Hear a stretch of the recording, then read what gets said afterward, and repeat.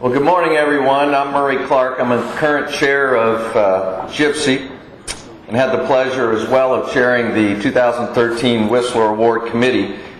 And I thank you so much for joining us as we honor the service and accomplishments of John Mutz, but also the legacy of Charles L. Whistler.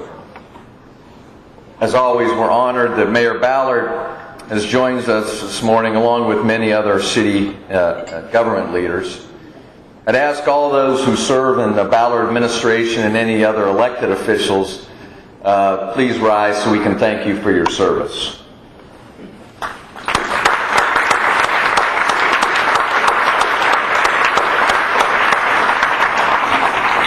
John Mutz is only the second Whistler honoree in the 30-year history of the award that has served as an elected official himself during his lifetime, the first being, of course, the legendary Bert Servas. But while John's tenure as an elected official was certainly exemplary, we recognize him this morning because of his extraordinary voluntary work in our city.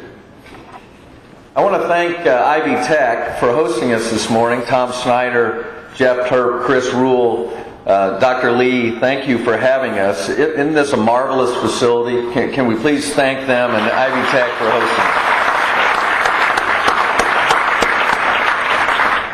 I'd also like to personally thank and recognize the members of the 2013 Whistler Award Committee, each of whom worked to ensure this event and the award itself continue to embody the spirit of civic volunteerism that Chuck Whistler so often displayed. This year's committee members include Deb Daniels, Lisa Dietrich, John Hall, Toby McClamrock, Henry Ryder, Greg Schinkel, and Yvonne Shaheen.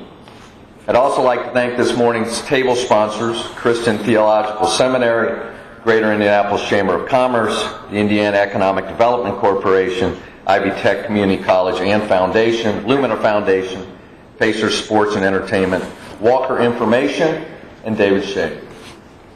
During the program this morning, we'll learn more about Gypsy and Charles Whistler's legacy and the meaning of the award named after him.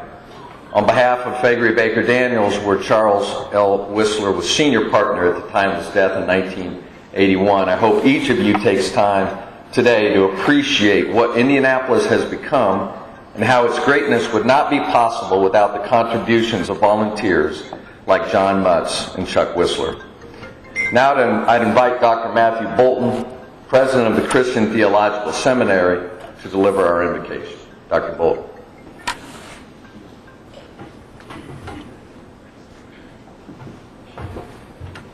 Good morning. And let us pray. Gracious God, living God, we thank you for this day, for the breath in our lungs and the strength in our limbs. We thank you for this opportunity to come together and celebrate this community and the leaders who shape it. We thank you in a special way for Charles Whistler, for his energy, for his vision, for his insistence that this community could be something that very few people thought it could be. We thank you in a special way this morning for John Mutz and his family, for the ways in which again and again he has called us to be our best selves, to reach out to each other, to see visions and dream dreams about how we can be so much more together than we can apart. We thank you for leaders in all times and places, for the ways in which they inspire us, enliven us, deepen our commitments, and open up our imaginations. Perhaps most of all this morning, we thank you for the young people of our community, those young men and women and boys and girls who are only now beginning to glimpse the kinds of leaders they could be for this community. The kinds of visions they could see, the kinds of dreams they could dream as they follow in the footsteps of the Chuck Whistlers and John Mutzes of the world. We are humble and bold to ask you that you make us instruments of your peace, to reach out to these young people and encourage them, challenge them where they need to be challenged, support them where they need to be supported. As we gather here in fellowship over a meal, we pray in a special way for those who are lonely in our community, who do not have fellowship, for those who are hungry in our community, who do not have food. We ask that you make us instruments not only of your peace, but of your love and justice and hope, that all may be fed and befriended, that all may live into your future for the sake of your creation, that all of us might be grateful for the breath in our lungs and the strength in our limbs. We pray all of this in your sweet name, and we say together with gusto, Amen.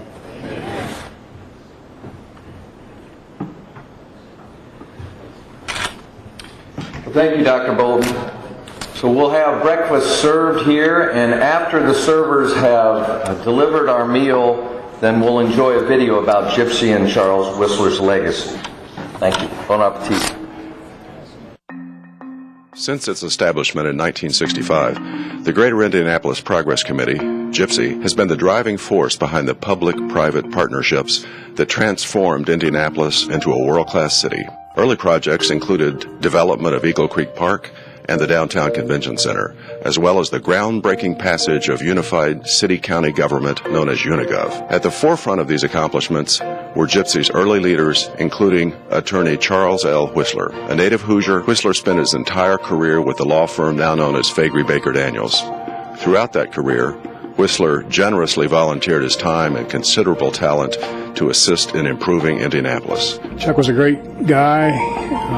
He came off the farm, out of the farmland, so he understood working for the future, taking care of seed corn, building things, great work ethic, cared about others, saw solutions, understood problems and issues, but always was in the effort to try to build the solution, create the solution. The Progress Committee came along with at least the thrust of leadership of some civic persons. Now, Chuck Whistler was among the group, but he became especially important because his legal skills led to the drafting, as I recall, of most of the legislation that we finally offered during the General Assembly of 1969.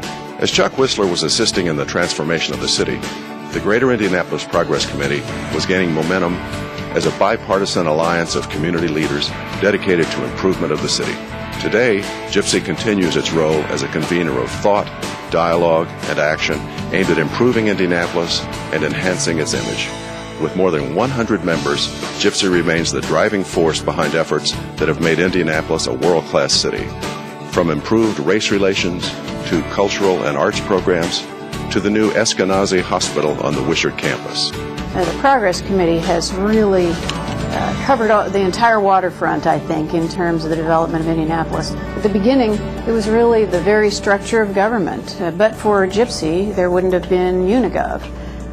Then we got into a bricks and mortar phase, which we've really continued over the years, extending from the convention center to most recently our advocacy for the building of a new hospital for the most needy of our community. That has been the value of the Progress Committee and its leadership over the years, is to look at these community-wide issues with its broad-based membership and figure out the best way to get things resolved. That's what Chuck Whistler was all about. That's what the Progress Committee is all about. In honor of Chuck Whistler's legacy, Gypsy leaders presented the first annual Charles L. Whistler Award in 1983. Today, the Whistler Award is the highest honor that can be bestowed on a citizen who has brought together Indianapolis's public and private sectors for city improvement. When you receive an award from somebody who helped shape your life, it becomes very, very special. And Chuck Whistler was special to me, and winning the award made it even more special. The award extends the recognition of the importance of the work that it represents, the importance of people trying to do leadership work that serves the best interests of the broader community, that takes on the challenges that need to be assumed, that provides imaginative and creative thought to the solutions of those problems. Chuck did all that, and it extends the recognition of the importance of that And then obviously the anchor to it is the public-private nature of the recognition of the award, people working across sectors of the community to try to make things better for everybody. The name of each recipient of the Whistler Award is engraved on a bronze and granite monument located in the Charles L. Whistler Memorial Plaza outside the city market. As Indianapolis continues to develop, the Greater Indianapolis Progress Committee looks forward to presenting the Charles L. Whistler Award to those individuals who follow in Chuck Whistler's footsteps as servant leaders, inspiring others to dedicate their time and talents to the success of this great city.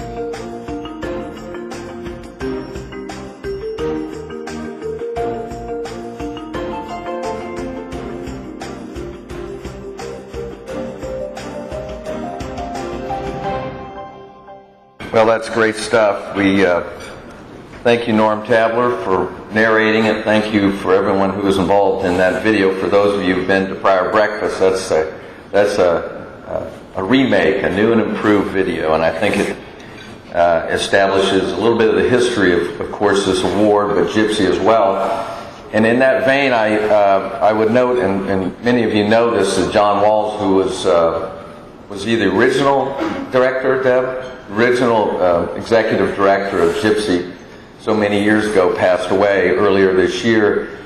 And Kathy Shorter, I'm told Kathy Shorter's daughter is here. Where are you? Raise your hand if you are. Well, we just want to recognize the great contributions of your dad, John Walls, and recognize his passion.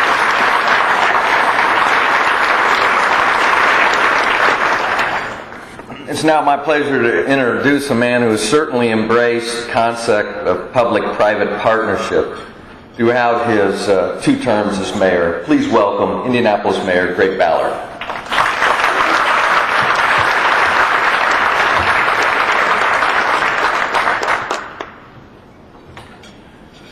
Good morning. I was several of you mentioned that you heard me on the radio just before I came down, and wondering how I got down here so fast.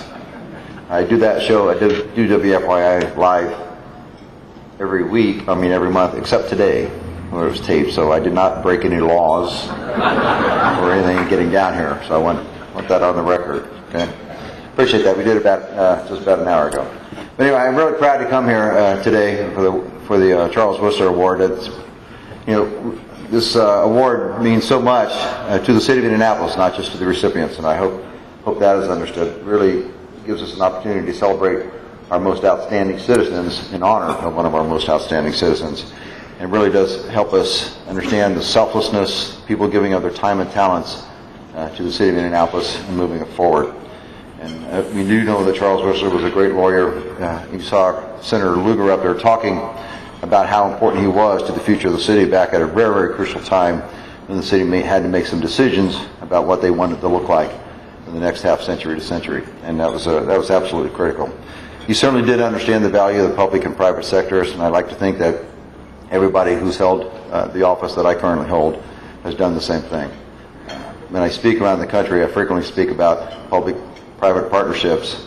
And I think Indianapolis has done that better than most, if not the best, because we do take the talents from the business community, from the nonprofit community, and other sectors, and bring it into the civic sector, and we do that so well. And so it's an honor to be here today once again to celebrate this wonderful recipient, John Mutz, but it's also an honor to recognize that the public-private partnership is alive and well in the city of Indianapolis and continues to propel it forward. So thank you everybody for coming this morning.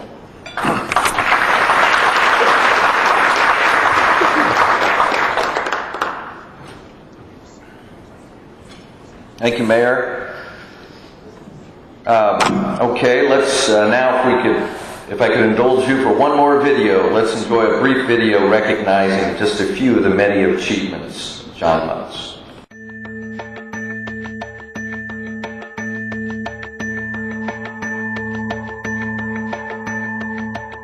Well, I knew John Mutz way back, and I can't remember precisely the year, but as I recall, our parents were good friends. We did not go to college at the same time or place, but I was aware certainly of his progress. I was delighted when he became a candidate for state representative, and even more delighted when he was elected state senator and had a substantial tenure. And then even more delighted when he became lieutenant governor of Indiana for 2 terms.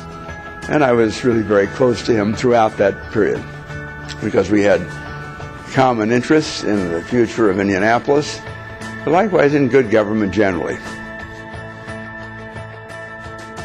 Well, John Mutz is one of the few people I've ever met in my life who's made contributions in several different spheres. He's been an incredible civic leader, he's been an incredible political leader, he's been a great business leader, and he's been a terrific philanthropist. Any one of those would be more than adequate for someone to say that they've had a fulfilling career. John's done all of those things and done them exceptionally well. And his contributions to the state of Indiana and to Indianapolis in particular have been extraordinary, beginning with his work as a member of the informal city committee that really helped to create what Indianapolis is today in terms of the downtown redevelopment, White River State Park. So many of the things that we now take for granted were really part of the efforts of John and his colleagues and the vision that they offered for the city. John was critical to getting the White River Park created, which required an act of the General Assembly. He took a leadership role in getting it through the Senate in cooperation with Ned Lampkin on the Republican side in the House, and then Senator Louis Mahern and Bill Crawford on the Democratic side, all of whom worked together in a harmony that you like to see legislators work in.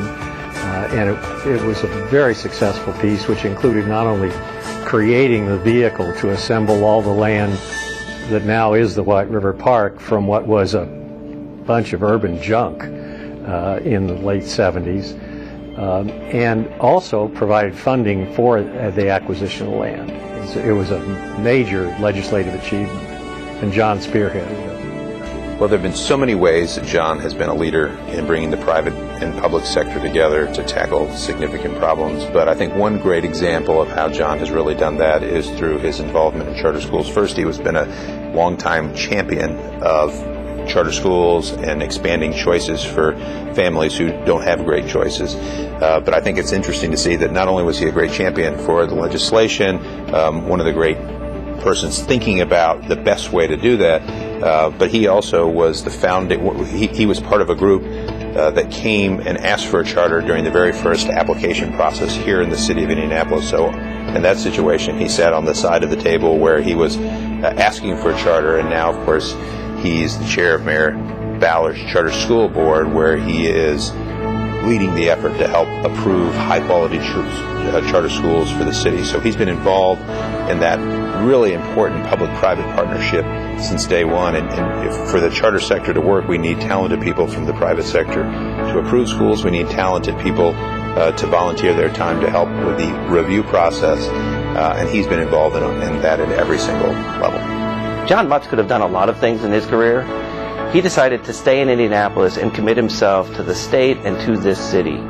And I look at that commitment and what he's been able to accomplish and what he's still accomplishing at this point in his career. And I just think it's extraordinary. I think that what he's been able to do for our city, for our community, is something that's going to impact the future of my children and the generations that come because of the work that he put into making Indianapolis a better place.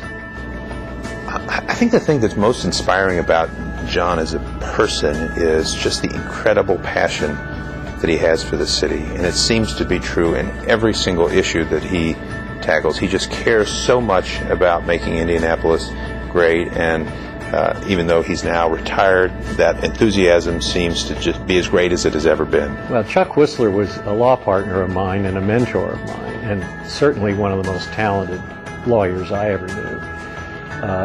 And John and Chuck knew each other intimately. John very much in the Chuck Whistler spirit of a citizen who contributes his time and effort across the board to try and make this a better community. And today, I think we're all benefiting from what John Mutz has been able to do and what he's accomplished in his career, and he's still accomplishing it.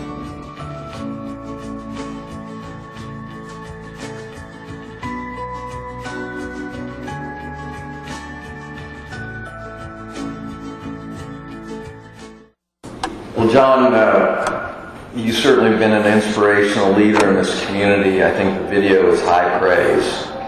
On a personal note, I've admired you and your leadership skills from the first time I observed them, sir.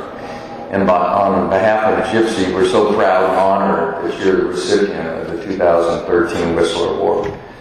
John, will you come up to the stage so that we can honor you, sir? 2013 Charles L. Whistler Award.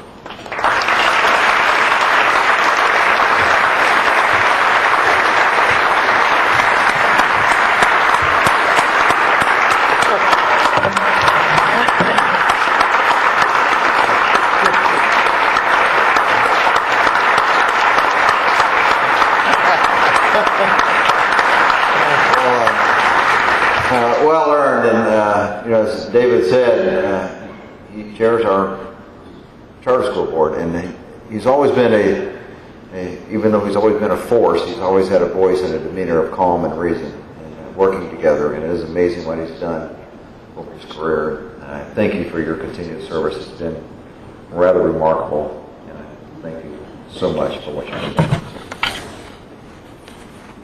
Thank you.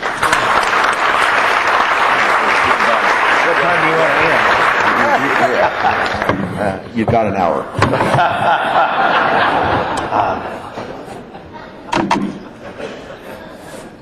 Thank you very much. And I was told a long time ago when I first met Charlie Whistler that he was a morning person. So it's most appropriate that we gather here at this time. I appreciate the many people out of the past, part of my life, for 60 years.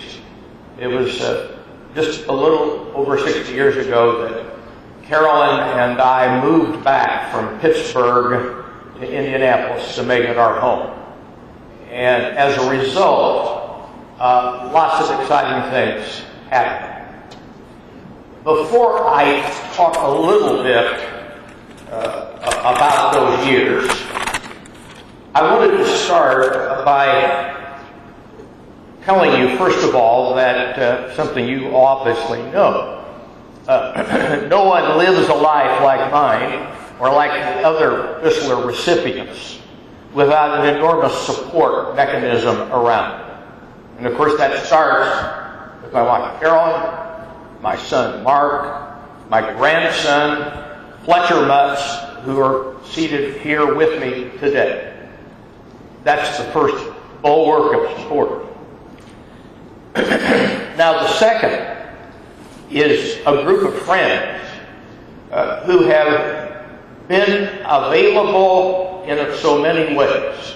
Every life has its ups and downs, and that's certainly been true for ours. And so I see here today Frank and Jane Walker, Susie and Jack Sogard, and Don and Betty LeClaire, I don't think are here, but if they were here, they are the three couples who have stood beside us in the dark times and in the happy times. And I thank you for that. I also want to thank David Harris. I'm told he nominated me for this award, but I should also tell the committee that made the selection, thank you very much for thinking of me in this way. Now, there are other people who make your life work, and there's two who are seated with Carolyn and I today. One is a colleague during my time period at Lilly Endowment, PSI Energy, Lumina Foundation, you name it, Barbara Steffel. And she's been my executive assistant for a long, long time, and she retired just 3 months ago. She's here today, and I thank her.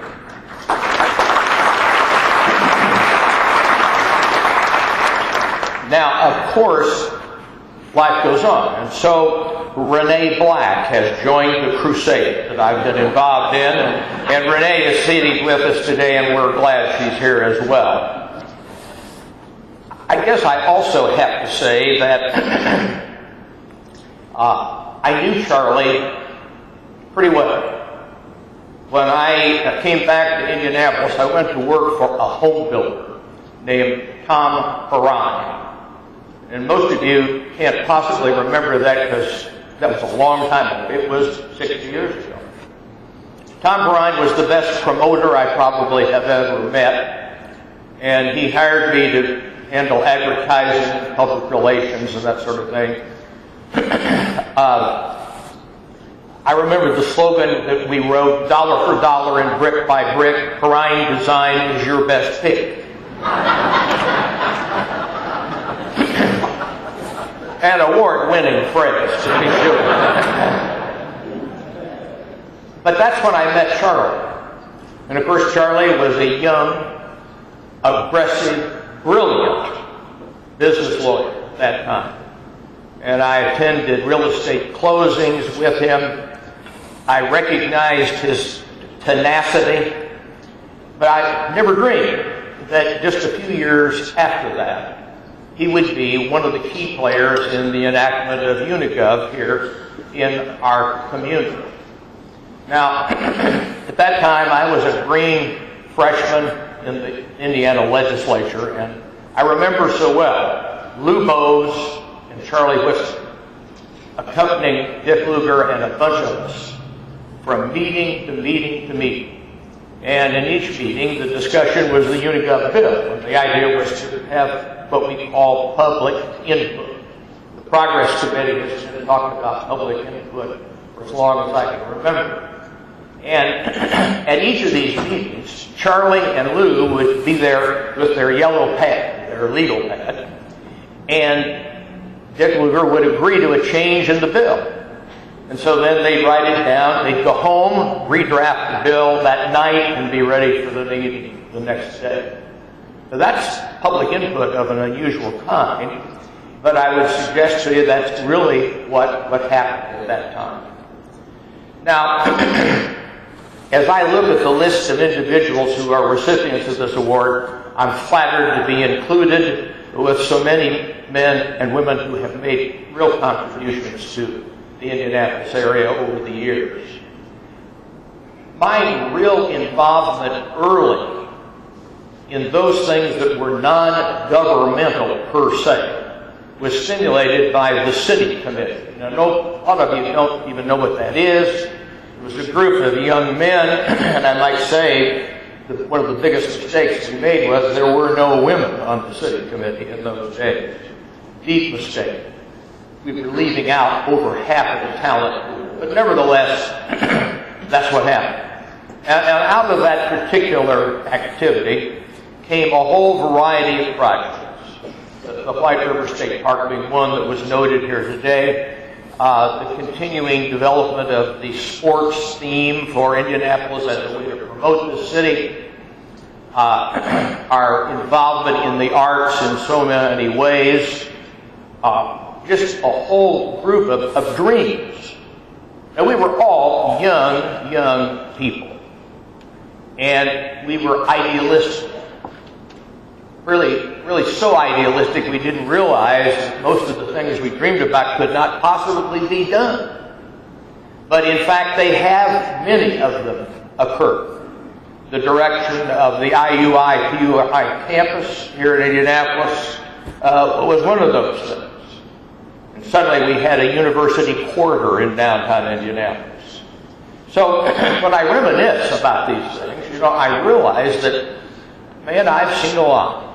And no one could have been more fortunate than I have been to have lived it, participated in it, and becoming excited about it. Now, I have to tell you that there's never been a time in my life, probably, in which I was more stimulated and excited by my involvement in those activities at that time.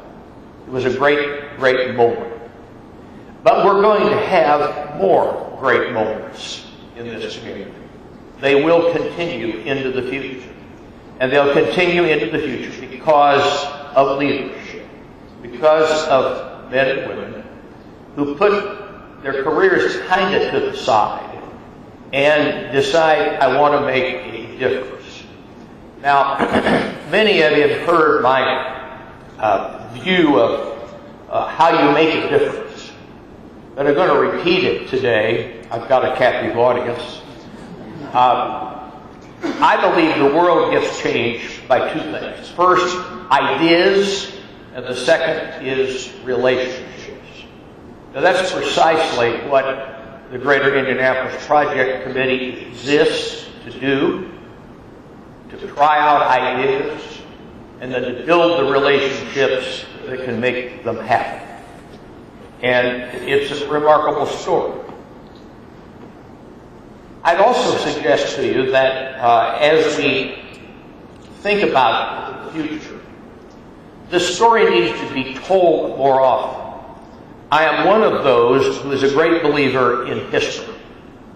I believe that when we go back and look at our history, recognize the things we have overcome, and recognize the things we've accomplished, it gives us new energy for the future.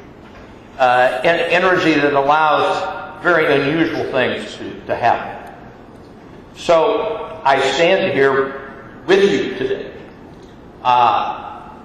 with an enormous amount of pleasure to see you all here. I think virtually every organization I've been involved in, and there have been a lot of those, is represented here in one way or another, and I'm not going to tick them all off. But the fact of the matter is, I am flattered and pleased that you came to be a part of this early morning celebration. But finally, I'm asking all of you to once more, as nearly all of you have already, pick up the torch and follow a course which will change the quality of life and the standard of living, I might say, as importantly as the quality of life at the same time.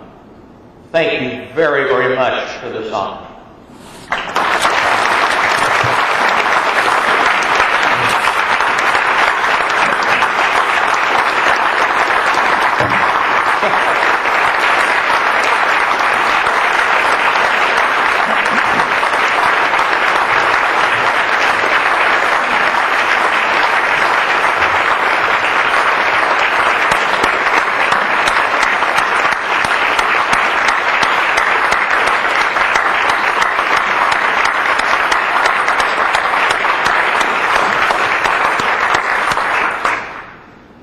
Congratulations again, John and Carolyn.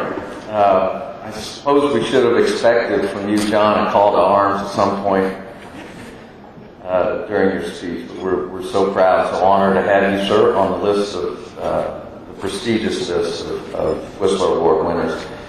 I want to thank again Ivy Tech, Chancellor Lee, President Snyder, Jeff Turk, Chris Rule for your wonderful facility and hosting us this morning. It's really remarkable. A great place. We thank you. And thank you all again, particularly the table sponsors, for your participation here. We look forward to your presence and your participation next year when we give out the 2014 Whistler Award. Thanks again. Have a great day. God bless.